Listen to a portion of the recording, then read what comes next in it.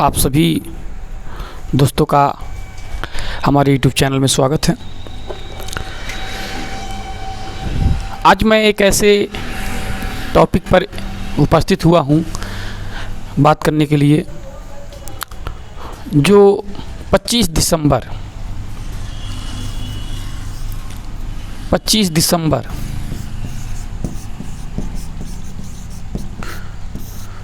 दिसंबर एक ऐसा डेट है जिसमें हम एक त्यौहार मनाते हैं जो हमारे क्रिश्चियन भाई मनाते हैं और बड़े धूमधाम से मनाते हैं, जिसका नाम है क्रिसमस डे। क्या है, इतिहास जाने। संता क्लॉज कौन थे, आइए जानते हैं। संता क्लॉज कौन थे? मैंने एक वीडियो दिया था आप लोग को जिसमें मैंने कहा था कि हमारे देश में सारे के सारे धर्म जो हैं बौद्ध धर्म से कहीं ना कहीं ताल्लुकात रखते हैं, किसी न किसी चीज़ से ताल्लुकात रखते हैं। और जो हमारे देश में मैंने अभी परसों या चौथे रोज में वीडियो दिया था उसमें है क्या है, बुद्ध का, बौद्ध धर्म तथा हिंदू धर्म का उदय तथा बौद्ध धर्म का पतन। इस वीडियो को आप पूरा देखेंगे तो ये जो मैं बताने जा रहा हूँ उसको आपको समझ में पूर्ण रूप से आ जाएगा। तो हमने देखा क्या कि उसमें एक चीज़ देखा, आज भी मैंने सोशल मीडिया पर देख रहा था और सोशल मीडिया पे हमको एक चीज़ मिला। मेरी जिज्ञासा हुआ कि पूछते हैं संता कौन था और संता के बारे में मैं वीडियो बनाऊं। तो संता के बारे में मैंने वीडियो बनाने के लिए प्लान किया और मिला भी। तो कुछ चीज़ें जानकारी जो मल्टीमीडिया के माध्यम से मुझे मिला है सो मैं इसको शेयर कर रहा हूँ। तो मैंने उसमें बताया था कि बौद्ध धर्म के जो बौद्ध धर्म है यह दो पंथी था, थेरवाद और एक वज्रयान, हीयान, महान, चार संप्रदाय बन गया था। और चार संप्रदायों में मैंने आपको बताया था कि कुछ चीज़ें ऐसी थी जिसको थेरवाद कहता था परिवर्तन नहीं होना चाहिए, जो था वही रहेगा। ठीक। तो बौद्ध धर्म में जो बताया जाता है कि इसमें सील जो होता है, पंचशील मतलब 5 सील जो होते हैं, 5 आचरण करने के लिए, जैसे किसी की बुराई ना करें, किसी की चुगलखोरी ना करें, किसी की वस्तु को बिना पूछे ना छुएं, किसी की बहन बेटी को गलत नज़र से ना देखें, झूठ ना बोलें, जुआ ताश हुए तमाम तरह से बुराइयों को ना करें। ये पंचशील बताया गया है।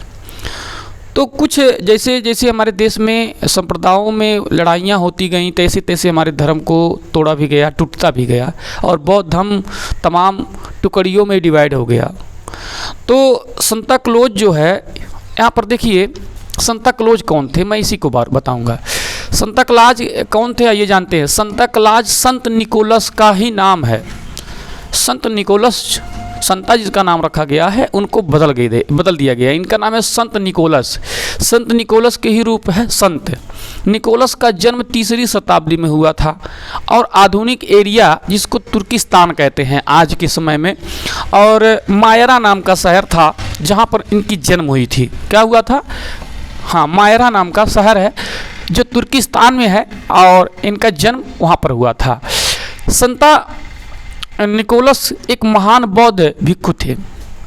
मतलब हमारे देश में जो अच्छाइयों का प्रतीक माना जाता है, जिसको अच्छा बताया जाता है, सबसे अच्छा, वह जितने लोग थे उस सारे के सारे बौद्धिस्ट माने जाते हैं। संता का भी नाम बौद्धिस्ट में ही आता है और ये बताया भी गया कि एक बहुत ही बौद्ध धर्म के एक बौद्ध भिक्षु थे और इनकी बहुत सी कहानियाँ छोटी छोटी हैं जिनको बड़ा अच्छा लगता है। ये इनकी खासियत क्या था कि ये छोटे छोटे बच्चों से बड़ा प्यार करते थे, बहुत प्यार करते थे और इनके लिए गिफ्ट के रूप में उपहार लेकर आते थे।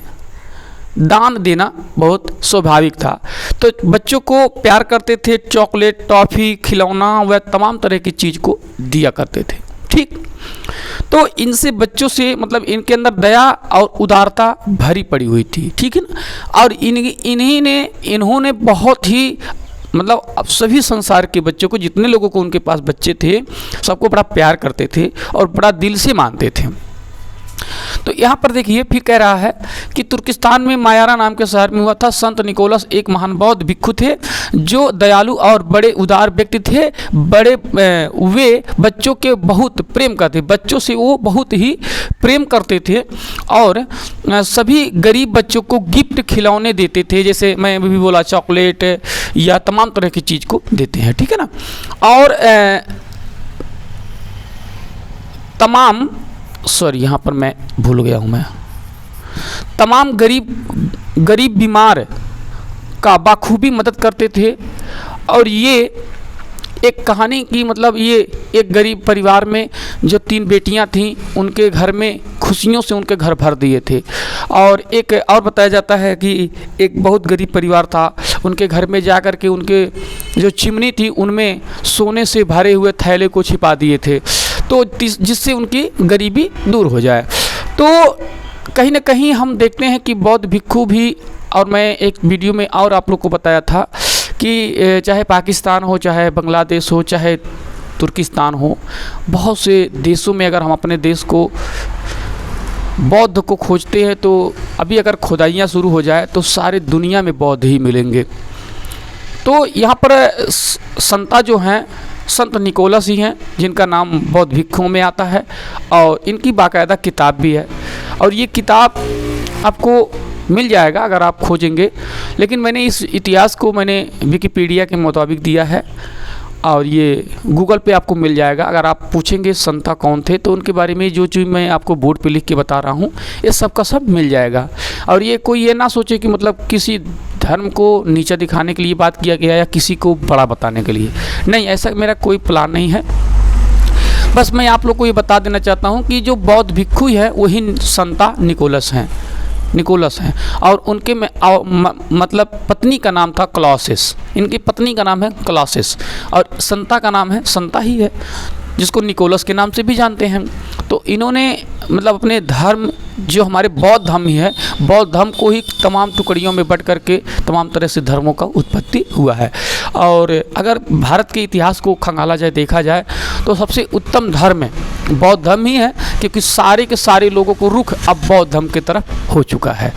और मैं ये कहता हूँ कि जो लोग बौद्ध धर्म में जाते हैं वो जान लीजिए अपने घर की वापसी करते हैं। और हर बहुजनों को, हर लोगों को एक इंसान बनना चाहिए, न कि एक इंसान के नाम पर तमाम तरह से ढोंग पाखंड या तमाम तरह से बुराइयां जो रखते हैं।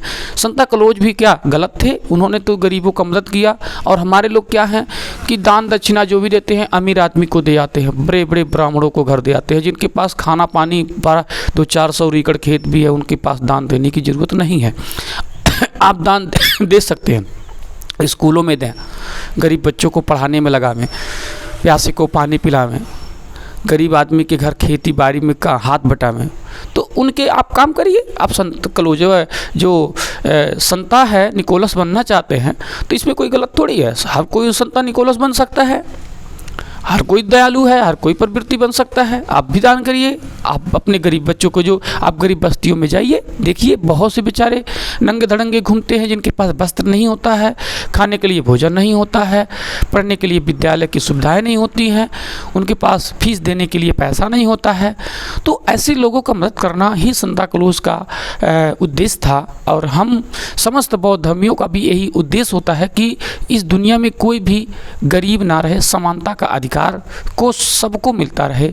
तो हम लोग क्या कर दिए, अपने धर्मों को लेकर के हम लोग डिवाइड हो गए। लेकिन मेरे दोस्तों, सबसे पहले मैं आप लोग को बता देना चाहता हूँ, इस दुनिया में कोई भी इंसान है वो चमड़ा, मांस और रक्त से ही बना है, वो किसी जाति, धर्म और मजहब का है। और हमारे देश में एक चीज़, एक पिछड़ी जातियों में जो SC में आते हैं उनको चमार कहा जाता है। तो चमार, देखिए चमार शब्द की उत्पत्ति प्रकृति ने किया। और किसी जाति का, जैसे मान लीजिए आप कोई भी मैथ लगाते हैं कि A+ का B प्लस होल स्क्वायर का क्यूब जो करते हैं, उस तरह से सूत्र होता है ना, उस तरह से प्रकृति ने इस दुनिया को चलाने के लिए एक फॉर्मूला दिया जिसका नाम रखा चमार। अब प्रकृति ने नहीं रखा, इंसान ने रखा। ये मत सोचिए कि भगवान ने रखा, ऐसा कुछ बात नहीं है। इंसान ने इस शब्द को उत्पत्ति की, क्योंकि 1800 में ही 1818 में आपका शब्दों की खोज हुआ। तो शब्दों का खोज 1818 में हुआ। तो इसका मतलब जो शब्द हम पढ़ते हैं, गढ़ते हैं, मिलते हैं, ये सारे के सारे ग्रंथों को जो आज हम लोग पढ़ते हैं, लिखते हैं, ये सब एक इंसान के द्वारा लिखा गया है। और हम क्या करते हैं कि उसको कभी न कभी गलत फहमियों में आकर के कहते हैं भगवान ने लिखा है। कभी भगवान ने नहीं लिखा। भगवान शब्द ही एक शब्दों से हुई है। भगवान शब्द की उत्पत्ति एक शब्द से ही हुआ है। तो फिर भगवान बेचारा कहाँ लिखने की फुर्सत है। आप भी कहते हैं कि पूरी दुनिया में भगवान चलाता है, तो पूरी दुनिया को जब भगवान चलाता है, ठीक है, I absolutely your God, accepted to God, मैं भगवान को एक्सेप्ट भी कर लेता हूँ। लेकिन मैं एक क्वेश्चन जरूर पूछता हूँ, जब सारी नसीब सारी दुनिया का संचालन करता है, तो फिर उसको बनाने और बिगड़ाने का समय कहाँ मिलता है किसको? तो लोग कहते हैं भगवान ने हमारा बिगाड़ दिया। मेरे दोस्तों, ऐसा कोई चीज़ नहीं है। आप अपने आत्मा को ही अद्य दीपो भाव, बुद्ध ने कहा है अद्य दीपो भाव, अपने अंतर आत्मा को ही खोजिए, अपने अंतर आत्मा को ही तलाशिए। आपको सारी दुनिया की शांति आपके अंतर आत्मा में ही रखी गई है। बस आपको खोजना और उसको परखना और सामने लाना ही रह गया है।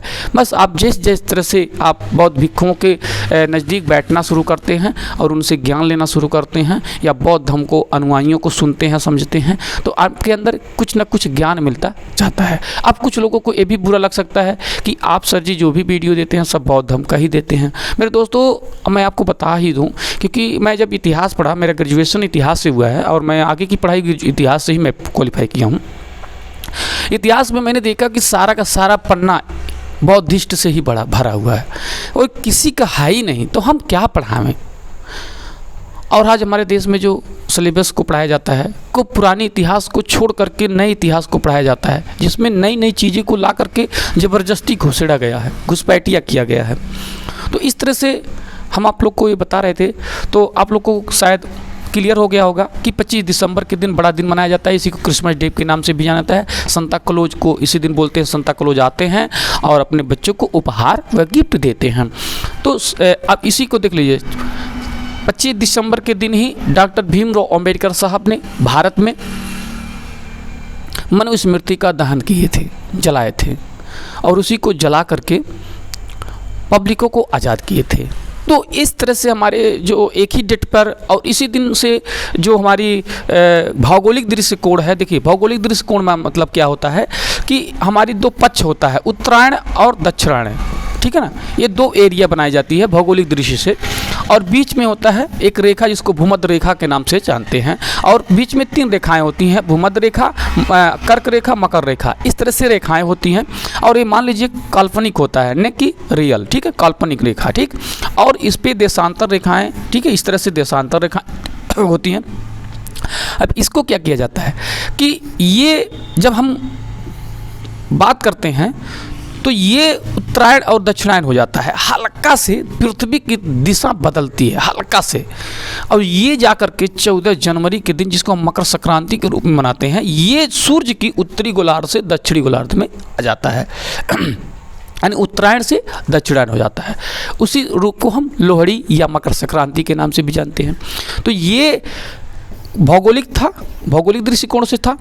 और इसी दिन से मतलब 25 दिसंबर से इस दिन में एक खासियत और होती है कि जितने घंटे का रात होता है और जितने घंटे का, यानी 12 घंटे का एकदम ना तनिक भर दोनों समान हो जाते हैं दोनों दिन। इसलिए इस डेट को समानता का दिवस भी माना जाता है, क्योंकि समानता का दिवस 2 तरह से होता है। क्योंकि निकोलस ने भी अपने बच्चों को समान रूप से खिलौना व तमाम चीज़ के बांट करके प्रदर्शित करते हैं। और दूसरा नंबर बौद्ध धर्म के हिसाब से डॉक्टर भीमराव अंबेडकर साहब ने मनुस्मृति को जला करके समानता का प्रतीक बताए थे। तो प्रकृति को लेकर के और मानवता को लेकर के दोनों को अगर देखा जाए, समानता का प्रतीक 25 दिसंबर ही माना जाता है, क्योंकि उस दिन और रात बराबर हो जाते हैं, ना तो तनिक भर घटता है ना तो तनिक भर पड़ता है। उसके दिन से, उसी के दूसरे दिन से हल्का हल्का दिन बड़ा होने लगता है। लेकिन ये क्लियर कब पता चलता है? 14 जनवरी को, ठीक है। 14 जनवरी से दिन एकदम बढ़िया से बड़ा हो जाता है और लोगों को लगता है कि अब दिन बड़े हो रहे हैं। उसके बाद उधर बसंत ऋतु आने की शुरू हो जाती है, ठीक। तो इस तरह से था ये इतिहास।